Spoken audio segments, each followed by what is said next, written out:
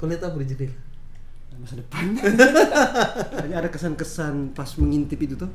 Suasananya sama seperti itu. Saya seperti kayak kembali lagi dalam bengkel di sekolah saya waktu itu gitu. Ini dikerjakan, dia berjalan. Sementara juga ada beberapa kekosongan terjadi. Proses pengolahannya juga terjadi gitu. Misalnya di konteks ini walking tour itu diupayakan dengan informasi yang sudah didapat, tapi masih ada penjelajahan lagi yang ingin dicari gitu. Itu jalan bersamaan. Itu tidak jadi dulu. Ini barang dianggap lengkap dulu baru bikin itu walking tour gitu. Tapi jalan dengan ketidaktahuan juga itu jadi bagian dari itu gitu. Hal yang juga saya suka, entahkah itu kesadarannya itu memang sejak awal tuh dipakai oleh teman-teman di Simpasio tuh, kita tidak diperlakukan sebagai tamu tuh, dan mereka itu pencerita bagi kita itu tuh. Tapi kita adalah teman bagian dari mereka dan kita sama-sama menelusuri. Sebab kami itu jarang menang main bola kaki dengan orang Momere. Alasannya itu kami menghormati orang Momere itu, mereka ratu kami dari Sika. Jadi ya kalau main bola dan mereka ya biasa, kalau kalah ya kalah.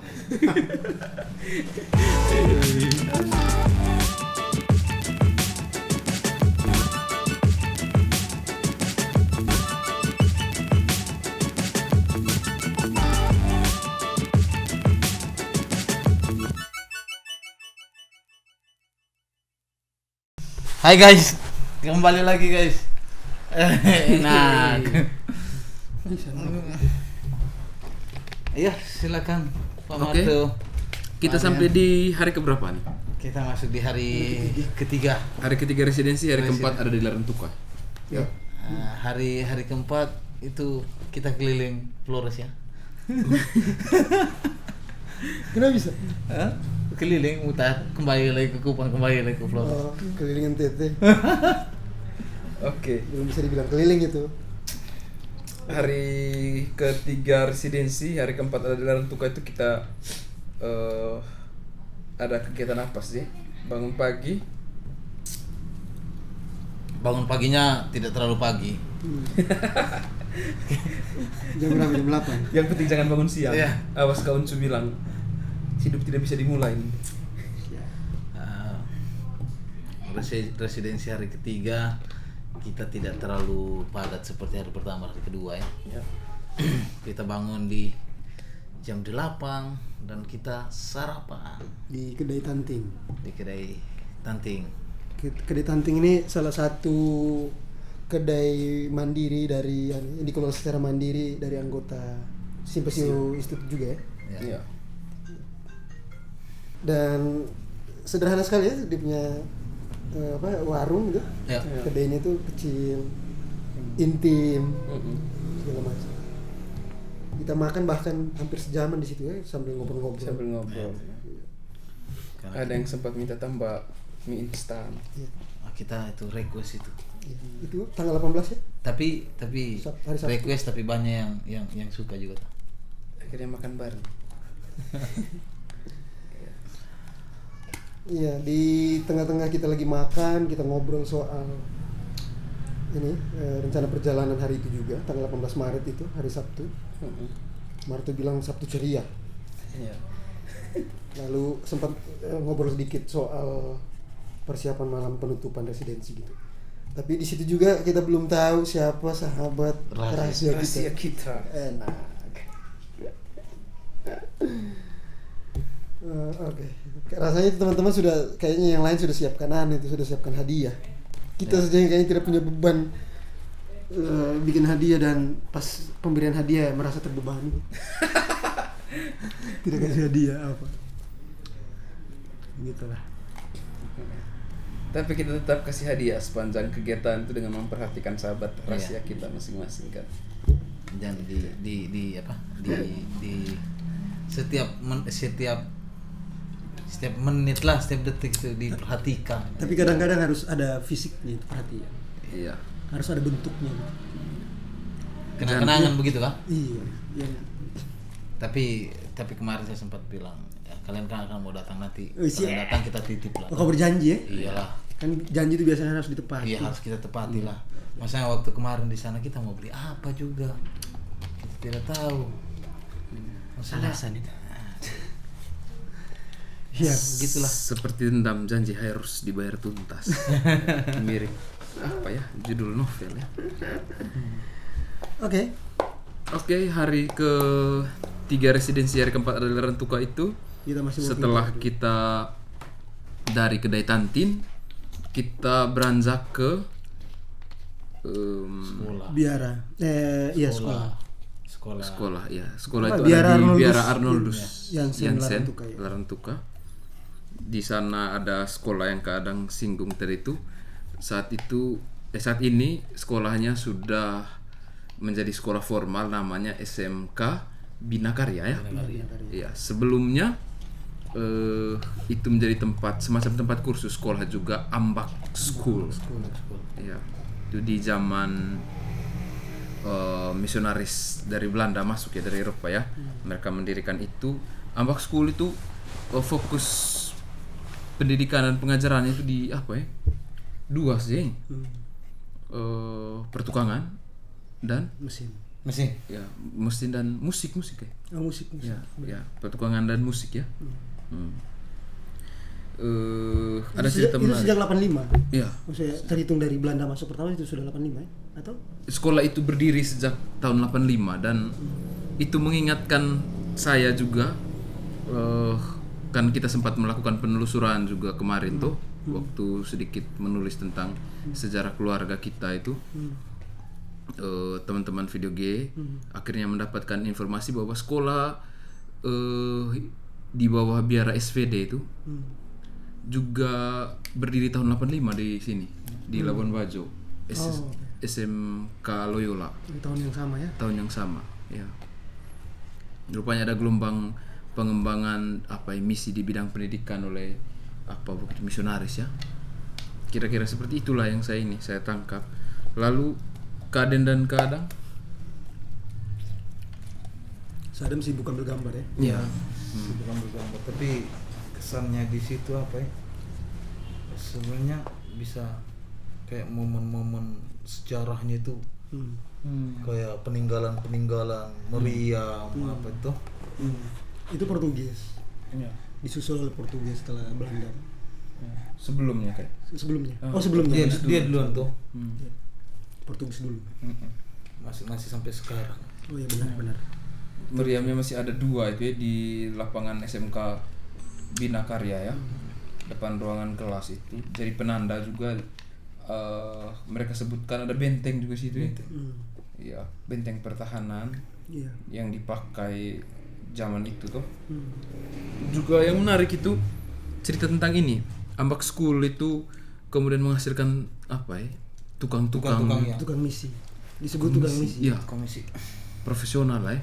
Dan rupanya hari ini selain mereka terkenal karena keahliannya di bidang pertukangan, membangun rumah dan lain-lain.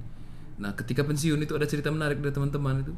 Mereka mengamati opanya atau keluarganya itu banyak yang membuka usaha bengkel kayu, tapi kebanyakan itu menerima pesanan peti jenazah. Ya. Itu yang juga yang saya dengar dari teman-teman simpasi. Lalu Ambak School juga berhasil melahirkan satu grup musik ya, yang masih eksis sampai sekarang ya. Salah satu sahabat atau kerabat Simpasio juga terlibat di situ. Grup Fanfare ya. Fanfare. Ya itu tentang Ambak School.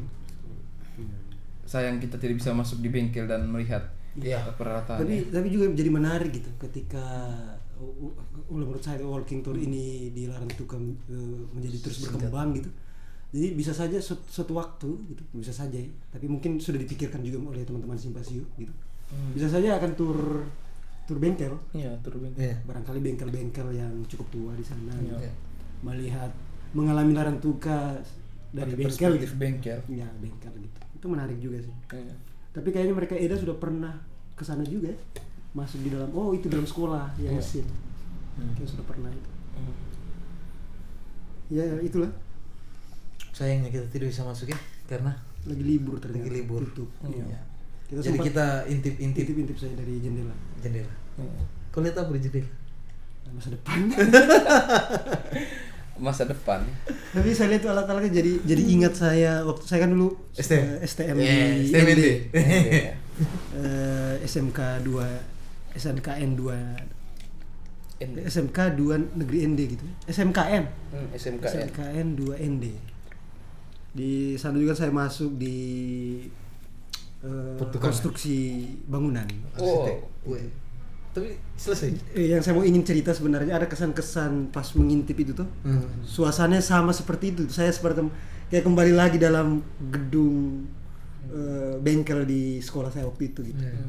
Dari alatnya itu masih alat yang tua-tua. Saya tidak tahu sekolah yang di India itu seberapa tua gitu, seberapa lama sudah berdiri, tapi alat-alat mesinnya tuh kayak punya kesan yang sama gitu. Jadul tuh. Dan saya cerita sedikit deh dulu kenapa saya akhirnya ke ND dan apa gitu ambil bangunan. Lucunya itu alasannya karena dianggap itu yang paling mudah karena tukang kayu ini kan dilihat terus di kampung, kita lihat terus tuh jadi gampang gitu.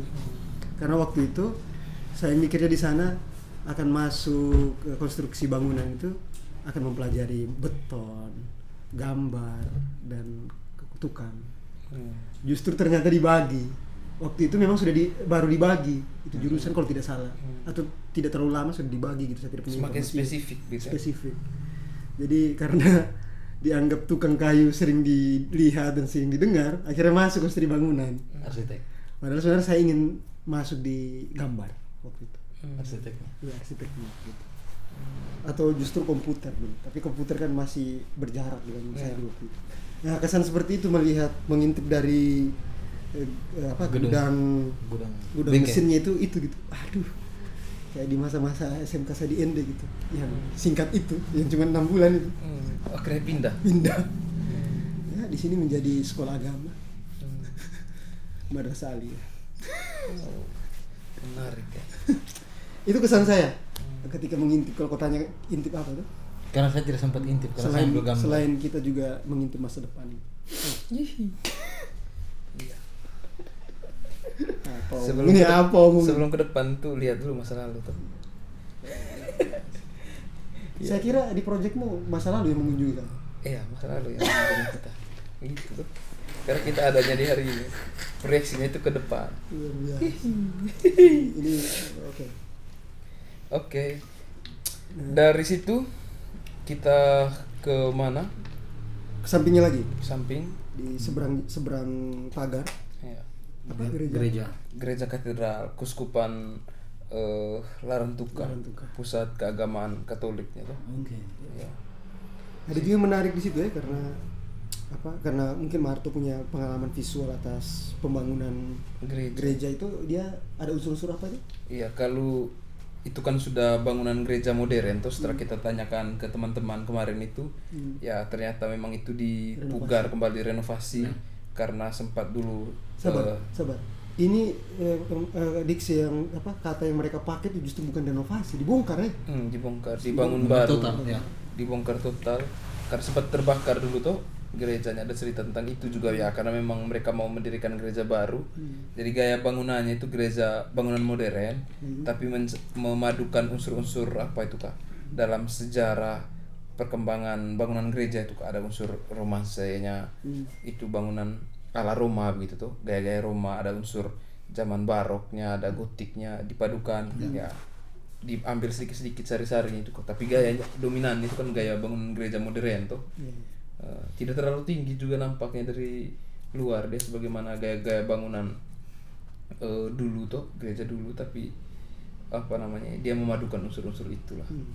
Ya banyak candi-candinya gitu. Ya. Itu sih. Lalu dia akan menjadi pusat tuh karena dia katedral, gereja pusat, juga melambangkan apa ya, pusat keagamaan Katolik tuh.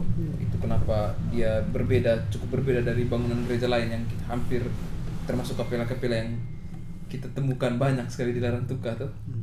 Ya seperti itulah. Kita juga sempat masuk kemarin nih, melihat tampak dalamnya tuh. Ya. Di langit-langitnya itu menyerupai ada semacam kubah juga tuh, begini dia tuh. Nah, itu juga sudah paduan. Ya. Ya. Ya kira-kira itulah kita melihat itu tuh.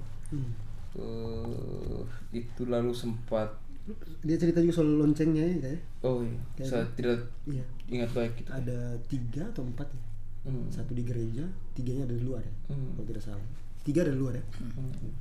Itu punya fungsi masing-masing. Oh. Ya. Penanda ada yang sedang meninggal, sedang apa gitu atau justru sedang di momen tertentu itu dibunyikan. Menarik, dia menjadi alat komunikasi juga kemudian tuh. Benar. Iya. Kalau gitu tuh. Sampai hari ini kan? Iya. Siap. Oke. Kadang bagaimana melihat itu bangunan itu? Kalau saya lebih kemarin lebih ambil dokumentasinya kemarin, makanya saya tidak terlalu mendengarkan jelas. Iya. Iya. Posisi sebenarnya tidak boleh mengaku begitu. Bagaimau Kalau presidensi bagaimana yang tidak menyerap larang tukar? Dia menyerap saya menyerapnya lewat gambar tadi. visual. Kamera. Lewat Coba gambar-gambar mana dulu? gambar apalagi dia padahal sebenarnya itu pintu masuknya itu bukan satu pas kita lihat dari atas, sebenarnya ada dari atas. Nah, kita tahunya kan lewat sebelah sini itu sudah pintu masuk toh. Padahal Pintu masuk. ya pintu masuk. Padahal saya lihat lewat atas itu sebenarnya ada lewat sebelah juga. Sebelah kiri Pintu dia samping. tidak pintu masuk juga. Istilahnya itu kan dibilangnya dari depan, padahal dari depan juga ada dari jalan raya atas. Besar. Iya, Pintu karena masuknya. itu kan di sana kan ada 2 jalan tuh. Iya. Jadi dari atas sama dari bawah. Ini juga menarik juga posisi itu gitu ya. Ya tidak jauh dari sana juga kan ada masjid besar kalau tidak salah. Iya. Itu yang dekat juga dengan kampung muslim ya. Iya. Gitu. Nah, posisi-posisi itu juga kan menarik juga karena sangat dekat dengan pelabuhan. Terus Bukan sangat tempat-tempat dekat. Bukan sangat dekat lagi di depan pelabuhan sudah. iya itu sangat dekat sekali tuh. Sangat dekat, kecuali dekat. Ini sudah sangat. Iya. Yang saya mau omong adalah sebenarnya bagaimana kita bisa melihat Larantuka sebagai apa di tempat itu gitu, bagaimana kota itu tumbuh gitu ya, dimulai dari situ gitu ya. Awalnya sebagai kota lama gitu ya, salah satu kota lama ya. Bisa juga pusat ekonomi berjalan. Ya. Lalu di situ ada sekolah lah. Itu kemarin disebut berapa penanda itu, ada tempat ibadah, ada pasti ada sekolah yang kau sebut itu. Bisa punya kecenderungan itu ya. Iya. Ada taman juga, kau sebut juga taman. Ya, semacam itulah kayak kalau ya itu penanda-penandanya. Biasanya kan misionaris itu mendirikan di satu tempat itu, satu lahan itu kan gereja, kemudian di dekat situ sekolah, ada pekuburan juga tuh. Oh iya, pekuburan. Pekuburan ya, seperti itulah. Kemudian pasar juga tempat orang berkumpul dekat-dekat situ juga tuh tempatnya. Ya, katedral itu posisinya pas di dekat pertokoan tuh. Dulu kota lama pusat ekonomi di situ. Ada di depannya itu juga ada ini tuh dermaga tuh. Dermaga, iya. Iya. Dermaganya kayaknya sempat bergeser tuh. Itu Yang sekarang itu yang sudah lurus dengan yang ambak school gitu. Ambak School. Ya. Hal yang menarik juga itu kan bagaimana keberagaman itu tumbuh di Larantuka kemudian tuh. Oh iya. Konteksnya kalau misalnya kita ngobrol konteksnya itu bukan saja soal budaya tapi agama juga tuh. Iya. Saya tidak tahu tapi ini bisa diperiksa kembali apa yang saya ingin bilang ini. Jadi ketika jalan dari Simpasio gitu, kita melihat kesan secara visual kota Larantuka itu dari ujung ke ujung itu berbeda gitu. Misalnya dari rumah-rumah yang agak lumayan berjarak dari posisi Simpasio itu. Kemudian semakin ke sana semakin padat ya. dan masuk di kampung nelayan itu kampung muslim. Itu cara berpakaian juga berbeda gitu. Kemudian sampai ke sana lagi itu juga ada pemandangan yang berbeda dari tampakan kepadatan ruang itu kan. Yang saya mau ingin bilang itu tidak tahu ya, kalau kita lihat juga di sini kan orang-orang muslim tuh menggunakan jalan rumahnya gitu menjual di depan rumah itu. Itu padat sekali itu di kampung muslim itu.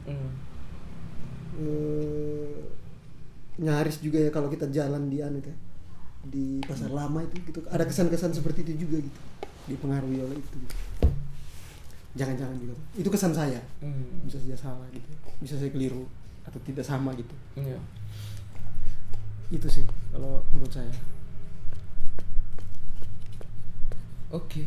Dari situ apa namanya, dari katedral itu kita kemudian berpindah kemana itu ya? Ke patung. Ke taman. Ke taman. Ke taman apa namanya? Herman Fernandes, pahlawan. Pahlawan Fernandes. Ini menarik juga penjelajahannya, penelusurannya mereka beda gitu ya. Alasannya justru alasan yang sangat sederhana gitu, atau justru sangat sederhana alasannya. Mereka melakukan itu kenapa memasukkannya itu sebagai salah satu titik walking tournya itu, sebab kecil. Iya, mereka tidak tahu itu apa gitu. Mereka hanya tahu itu Taman Herman Fernandes, tapi penjelasan tentang Herman Fernandes tidak ada. Kemudian patungnya itu ada 2 orang. Itu siapa yang digendong tidak tahu gitu. Nah, itu tidak ada juga penjelasan labelnya apa gitu. Itu dibikin oleh siapa juga belum tahu.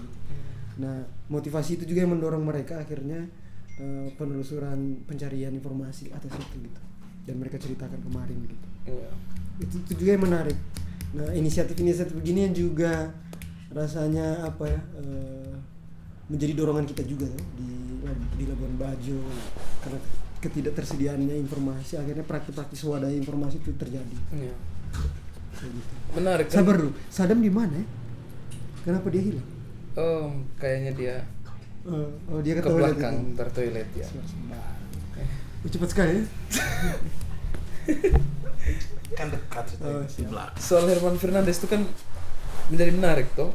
Saya kan setiap kali teman-teman menyampaikan informasi itu, saya coba googling tuh, dan emang informasinya tidak tersedia di Google. Setengah mati sekali kita mendapatkan itu.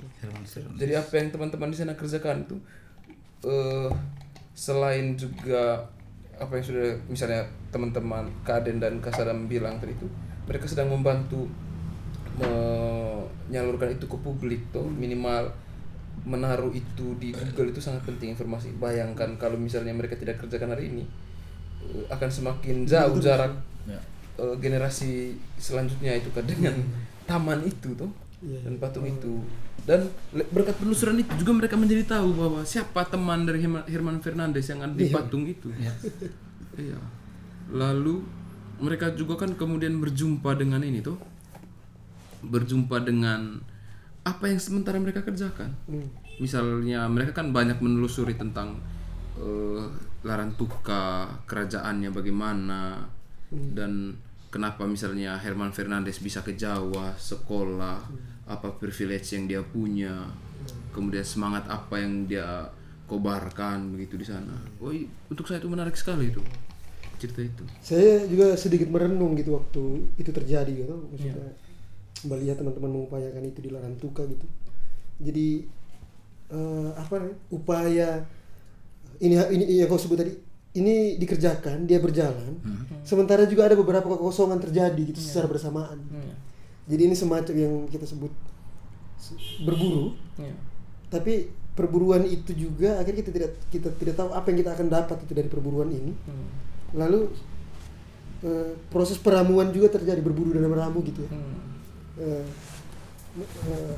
Sementara ini dikerjakan, sebenarnya juga terjadi kekosongan, dan itu harus proses pengolahannya juga terjadi gitu. Misalnya di konteks ini walking tour itu diupayakan dengan informasi yang sudah didapat, tapi masih ada penjelajahan lagi yang ingin dicari gitu. Itu jalan bersamaan. Itu tidak jadi dulu. Ini barang dianggap lengkap dulu baru bikin itu walking tour gitu. Tapi jalan dengan ketidaktahuan juga itu jadi bagian dari itu gitu. Penelusuran terjadi. Dan makanya ini juga menjadi praktik yang tumbuh tuh. Praktik yang berkembang gitu. Itu yang menarik. Itu kenapa tadi di awal saya bilang hal yang juga saya suka, entahkah itu kesadarannya itu memang sejak awal tuh dipakai oleh teman-teman di Simpasio tuh, kita tidak diperlakukan sebagai tamu tuh. Dan mereka itu pencerita bagi kita itu tuh. Tapi kita adalah teman, bagian dari mereka, dan kita sama-sama menelusuri sebagaimana mereka tuh. Apa yang betul itu kemudian untuk saya itu Kak. Menarik sekali. Nah, ini juga yang terjadi waktu di residensi kita di Labuan tahun lalu, bulan Maret ya. Bulan berapa itu residensi? Maret.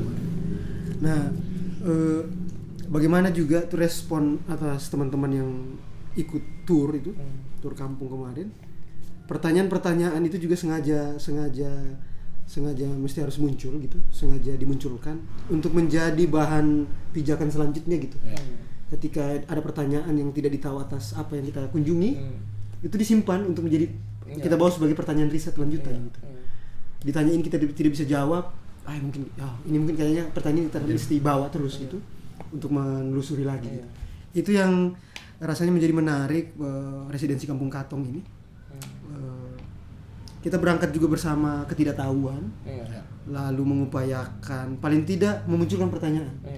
Karena kita tahu apa tentang Larantuka misalnya, pun sebaliknya kita tahu apa, teman-teman tahu apa juga tentang Labuan Bajo, tapi kacamata orang lain itu terpakai juga gitu sebagai proses pertukaran. Jadi pertanyaan itu juga sangat menjadi penting, muncul dalam proses ini gitu. Di situ saling belajarnya, saling refleksinya. Iya sih, itu yang kemudian apa kan menarik untuk saya dari proses kemarin itu tuh. Teman-teman terbuka, jujur gitu tuh apa yang sedang mereka kerjakan dan bagaimana mereka mengharapkan kita juga mengambil bagian dalamnya, sebagai bahkan menjadi bagian dari mereka tuh, sama-sama mengerjakan itu. Oke. Itu sih apa yang terpantulkan. Iya, bisa saja kan ada kemungkinan lain tadi seperti yang kita pandang. Ketika membicarakan Ambak School, kita akan membicarakan bengkel. Dan barangkali praktek penelusurannya atau turnya juga akan terjadi di bengkel. Nah, itu juga barangkali cara memandang itu bisa terpakai juga di melihat taman. Tidak hanya membicarakan taman, tapi ada sesuatu di sekitaran itu gitu. Yang bisa juga dibicarakan. Apa interpretasi kita atas itu gitu. Lalu di mana Herman Fernandez sekolah di Larantuka? Masa SMP, SMA. Barangkali bisa saja ada satu tur hanya khusus membahas Herman Fernandez. Kita pergi ke sekolahnya kan? Pergi di mana dia, di mana tempat bermainnya gitu. Di mana dia berbelanja orang tuanya. Rumahnya adiknya, rumah dia sekarang di mana. Itu bisa saja menjadi tur yang lain gitu, pilihan-pilihan tur yang lain. Itu yang menarik. Sekaligus juga bisa beririsan dengan tur yang lainnya tuh, ketika dia bicara tentang Herman Fernandez berangkat, mungkin mereka akan ke dermaga. Bisa saja kan. Dan bagaimana militer Larantuka saat itu? Bisa saja. Barangkali ada yang ingin minat untuk mengalami, menjelajahi itu gitu. Misalnya Larantuka, kita bisa melihat spektrum yang lain gitu. Lapisan-lapisan lain tentang atas pengetahuan Larantuka yang mungkin yang kita tahu dia tentang agama Katoliknya juga sangat kuat, budaya itu. Tapi ada layar-layar yang lain gitu. Misalnya itu bagaimana hari ini juga kita bisa ceritakan ke bengkel kah atau apa gitu. Itu banyak sekali dan saya menaruh hormat gitu ya buat teman-teman Simpasio memulai ini. Juga sangat menginspirasi kita juga tuh. Dan ketika dibilang itu adalah proses atau progres yang tumbuh, dia barangkali akan menemukan itu. Layar-layar itu gitu. Yang hari ini mungkin ada tapi kepingan kita tidak tahu di mana gitu. Kemudian disapa. Itu tadi yang saya maksud dengan meramu, kemudian dia berburu kemudian meramu gitu. Menelusuri lalu itu disalurkan. Oke. Kadang memang dia berusaha untuk menyimak. Saya mau menyimak. Tapi bagaimana setelah kau rekam itu secara visual, apa yang kau lihat Adam? Misalnya kesan visual di Labuan Bajo, kesan visual di Larantuka gitu.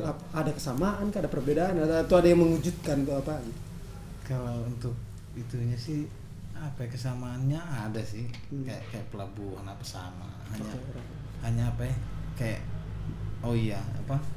kalau di Larantuka kan, kalau yang pernah saya bilang sama Malto, di sini banyak sekali gereja ya, maksudnya 1000. Kayak kalau di Lombok kan pengaruh terlalu banyak masjid nih Kak, yang dibilangnya 1000 masjid. Nah, di Larantuka bisa saja disebut 1000 gereja karena bagi kau ya, oke. saking banyaknya gereja toh. Setiap berapa ini ada itu barang. gereja. Ya. Jadi kesannya itu adalah karena yang di Lombok saya lihat orang, yang saya pernah dengar karena orang bilang terlalu banyak gereja, banyak masjid ya, di 1000 dibilang sudah 1000 kota 1000 masjid. Karena terlalu saking banyaknya itu, mungkin begitu juga di Kau merasa itu ya? Iya. 1000 gereja karena banyak sekali gereja. Saat kau terbangkan drone itu di pesisir, ada sesuatu yang bisa kau ceritakan? Kalau waktu pas saya terbangkan drone di pesisir, saya cukup nelayan itu cukup dekat mencari. Seperti Labuan Bajo 2000-an ke bawah. 2000-an. Jadi di depan laut tidak terlalu jauh mereka mencari Kak. Apalagi kalau kita sekarang dengan kondisi Labuan Bajo sekarang kan sudah tidak ada yang dekat-dekat sini. Bahkan ikan kita bisa lihat dari pinggir jalan. Tidak juga seperti begitu. Gitu kan dulu kan. Iya, kalau dulu iya, maksudnya bahkan dari pinggir rumah saja sudah bisa. Itu Labuan Bajo juga begitu kan dulu. Tapi sekarang sudah tidak. Tapi di sana masih yang bahkan di pinggir pantai mereka masih. Kita ada sih ikan dekat, mau lihat ikan dekat di tempat TPI. pelelangan ikan. Di TPI. Gitu. Terus kebanyakan saya lihat di situ memang alat tangkapnya jarang juga. Saya tidak pernah lihat orang mancing. Maksudnya menggunakan senar. Di sana. Ya. Mungkin belum momennya. Karena pas kita sampai di pantai di hari keberapa itu? Yang pas kita lihat bubu kan ada cerita itu juga tuh. Bahkan sampai ada istilah gitu. Memancing di pinggir laut ada istilahnya apa disebutkan bagi orang itu. Memancing di Taka di tengah sana, di tepi apa itu namanya? Taka ya, kita sebutnya Taka di sini. Itu ada juga penyebutannya orang itu. Jadi praktek memancing sudah lama sejak ada. Sudah ada sejak lama gitu. Sampai ada istilah lokal tuh. Gitu sih. Oke. Dari situ, dari taman itu kita beranjak kemana? Tidak jauh dari situ juga kita beranjak ke salah satu Ke rumah raja. Rumah raja. Oh, iya, rumah dia raja. punya Istana. dia punya dia punya Bukan salah menantu satu-satunya. dia punya menantu bukan dia punya menantu Iya. Iya, saat itu menantunya. Iya. Oh ya, kita pergi ke salah satu turunannya. Iya tuh. Anak perempuannya bertemu dengan menantunya yang hari ini menjadi juru bicara. Tapi sebelumnya kan kita diarahkan dulu masuk ke istana tuh, istana raja tuh. Iya. Di istana raja itu kita lihat-lihat foto, terus meja yang peninggalan dulu tuh. Iya. Sama tempat tidur ratu. Maksudnya kamar ratu. Tempat istirahatnya. Kan yang kita lihat dan bicarakan itu kan ratu dari apa tuh, Raja Don, raja keberapa itu keadaannya? Ketiga. Don 3 Don 3 atau Don 2 tuh. Dan ratu itu orang Maumere. Ya. Nomere. Ya, pernikahan kerajaan juga itu kemudian tuh menarik tuh. Kerajaan Sika dan kerajaan Larantuka itu melakukan pernikahan kerajaan. Nah, ada cerita lucunya. Teman-teman tuh bercanda tuh, mereka ganda-ganda, mereka bilang, "Kami tuh jarang menang main bola kaki dengan orang Maumere." Ya. Alasannya itu kami menghormati orang Maumere tuh, mereka ratu kami dari Sika. Jadi ya kalau main bola dan mereka ya biasa, kalau kalah ya kalah.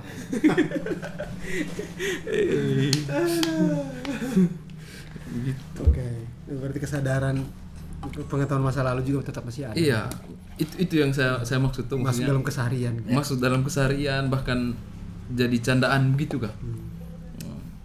Iya. Terwariskan itu tuh. Iya. Membekas artinya. Siap. Selain itu juga saya suka gaya bangunannya tuh. Iya. Tetap diupayakan supaya dirawat dan kita bisa tangkap bagaimana suasana atau dulu tuh suasana atau apa namanya gaya bangunan lamanya itu tuh. Iya. Ya hanya memang ini ya, saya lihat tuh sudah cukup tua bangunannya di sana sini. Dan tidak ada yang tinggal ya, tinggal tetap di istana. Iya. Enak sih, kita merasa intim juga waktu masuk karena mungkin Eda dan teman-teman sudah sangat akrab dengan itu keturunan keluarga kerajaan tadi itu. Iya. Dan mereka seperti seperti sangat akrab gitu. Mereka panggil C kan? Iya. Itu Energinya juga sampai ke kita gitu. Iya. Jadi sangat intim. Anak bungsu kalau saya tidak salah, anak bungsu perempuan nih. Iya. Dan jadi pelanggan tetapnya Mukosar Bu. Enak. Iya. C itu. Terutama bubur ayam kalau saya tidak salah ya. Keren. Dari istana kita berpindah ke rumah. Sampingnya. Sampingnya. Itu dia ceritakan sudah. Pertama bukan diceritakan, dia suruh kita beberapa orang masuk untuk lihat peninggalan atau pusaka ya dari turunannya toh. Dia sempat memberikan kita izin lihatlah barang-barang pusaka itu. Waktu itu tidak bisa masuk semua, jadi 55 kita masuk, 55 orang. Dan untungnya diizinkan foto ya. Lalu sempat juga ada sekilas hanya dijelaskan beberapa hal di dalam. Ya. Dan ya sebagaimana kita masuk ruang tamu keluarga gitu ya, ada pajangan lemari dengan foto, ada piagam. Ya. Tapi beruntungnya sampai hari ini gitu, teman-teman di sana tuh kita juga masih bisa lihat beberapa Peninggalan. foto-foto lama nih kah, yang sangat seperti album keluarga gitu. Ada kesan gitu. Saya tidak tahu apakah itu juga tersebar di internet dan kemudian apa, tapi seperti album keluarga masih terasa gitu di dalamnya. Oke. Dari bincang atau penjelasan dari juru bicara kan, suami dari anak bungsu turunan raja itu, hal yang menarik juga itu upaya dia kemudian memaparkan sejarah singkat tentang kerajaan Larantuka, turunannya, nenek moyangnya raja-raja itu, kemudian membangun hubungan politik dengan kerajaan apa saja, dengan siapa saja, itu kan menjadi menarik tuh. Dan saya waktu itu fokus pada bagaimana sang juru bicara itu bertumpu pada teks juga. Ketika menjelaskan ke tamu atau ke kita gitu, perlakuan dia itu kak menggunakan teks itu rupanya sangat membantu dia, pengetahuan yang dia terima secara lisan dari turun temurun begitu. Kemudian dia cross check itu ke tulisan-tulisan sejarah, buku yang oleh misionaris, lalu dia tulis ulang lagi, dia padukan itu. Dan dia hari ini kasih clue saja yang saya tangkap. Misalnya kita tanya ini, jadi dia sempat kasih jawabannya di buku ini. Jadi dia kasih clue-nya saja. Jadi dia tidak menjelaskan, tapi kamu cari buku itu, sekian kamu lihat itu jawabannya. Iya, banyak rujukan diberikan. Iya. Banyak sekali rujukan yang diberikan. Lalu soal apa tadi? Pusaka atau barang-barang berharga peninggalan kerajaan itu. Ya. Kan saya masuk satu rombongan sama Mama Fun tuh berlima tuh. Hal yang mengejutkan itu ketika Mama Fun melihat ada semacam kalung atau gelang itu. Itu kan sangat Timor tuh. Mama Fun terkejut. Wah, ini kami punya benda-benda apa ya? Khas Timor, barang-barang khas Timor. Nah, ketika dikonfirmasi di luar saat kita ngobrol, itu memang betul dari Timor. Ada hubungan politik juga dengan Timor dulu. Ada turunan mereka yang kemudian menikah dengan turunan kerajaan Timor di Timor sana. Dan itu didapat mungkin sebagai pemberian atau hadiah atau pertukaran apalah. Begitupun juga dengan guci semacam guci gitu. Yang gambar naga. Bagaimana itu juga terjadi bersama orang Cina gitu. Iya. Di perdagangan tuh gitu. Itu kemudian. Dan itu kan menariknya, tentunya di konteks itu tuh, melalui barang-barang itu kemudian keluarlah cerita-cerita Mama Fun juga tuh. Sebagaimana couple king tour itu kan membuat kita akhirnya punya refleksi sendiri apa mengaitnya dengan wilayah kita. Menarik sekali itu kemarin. Nah, saya sih kemudian coba saya merasa memahami Larang Tuka secara singkat dalam proses mini residensi ini kan menjadi ya, terlalu sangat singkat gitu. Jadi akhirnya saya berpikir bahwa kalau teman-teman Simpasio dapat mengupayakan itu, bagaimana memahami sebagai pemula gitu. Karena misalnya saya juga belum sempat tanya, kan ada di depan rumah, di depan teras dia tuh yang menjadi penjelasan, panduan jadi penjelasan gitu dari abad 18, Raja 18, 19, 20, 21 ya, sampai 21 ya. Kan muncul pertanyaan, bagaimana dengan 18 ke bawah gitu. 17, 16, 15 dan seterusnya itu gimana. Itu juga kan menjadi pertanyaan gitu. Dan bagaimana itu dijelaskan bagi saya misalnya sebagai pemula, itu juga punya tantangan juga gitu ya, bagi hal-hal yang mungkin akan diupayakan teman-teman Simpasio gitu. Tapi saya juga memahami secara cepat gitu bagaimana garis keluarga yang ada dan terdahulu juga tuh itu tidak belum itu masih sangat verbal dijelaskan. Mungkin bisa dibantukan dengan infografis atau apa gitu. Ternyata pas dijelaskan ada itu tuh. Raja ini adalah keponakan atau apa gitu, anak dari siapa gitu. Kan ada itu barang. Jadi itu juga kayaknya juga saya belum tahu, saya belum temukan atau Marto sudah temukan gitu di internet atau di mana gitu. Itu bagan atau pohon keluarga itu juga ada gitu. Iya.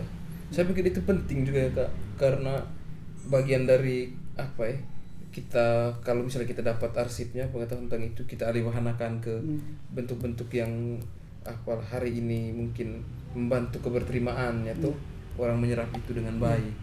Tapi itu juga menjadi tantangan Eda kan dan kawan-kawan itu karena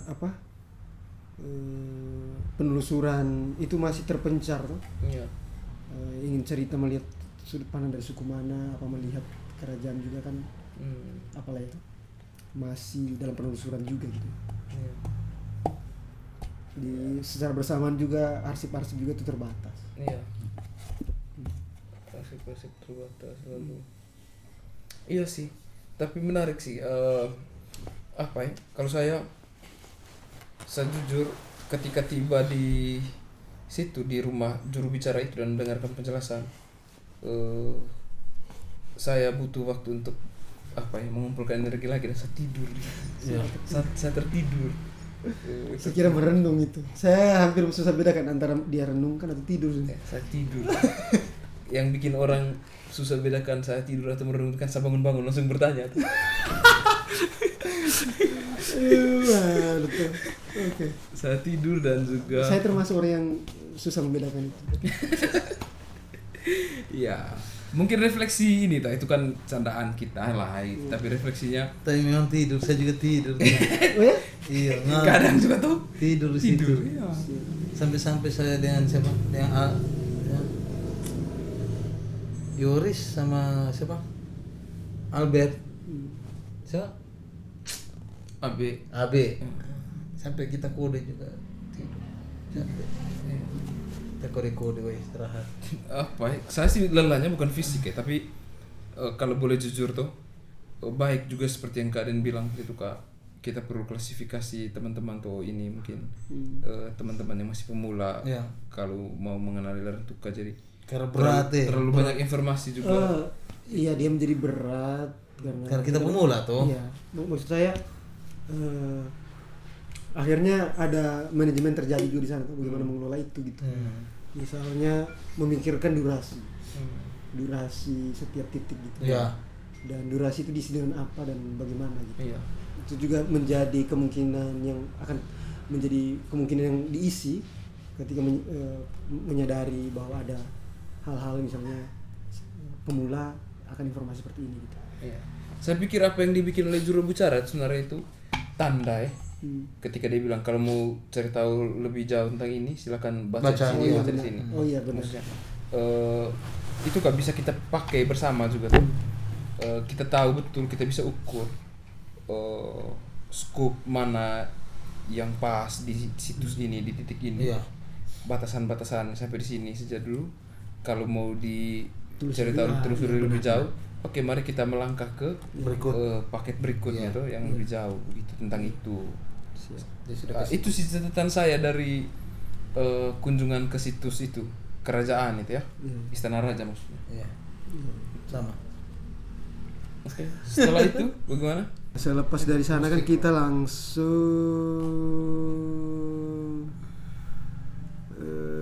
iya kalau ke pantai, benar. Pantai. Ke pantai. Ke pantai. Berarti kegiatan anak-anak itu hari sebelumnya. Makanya saya singgung tadi.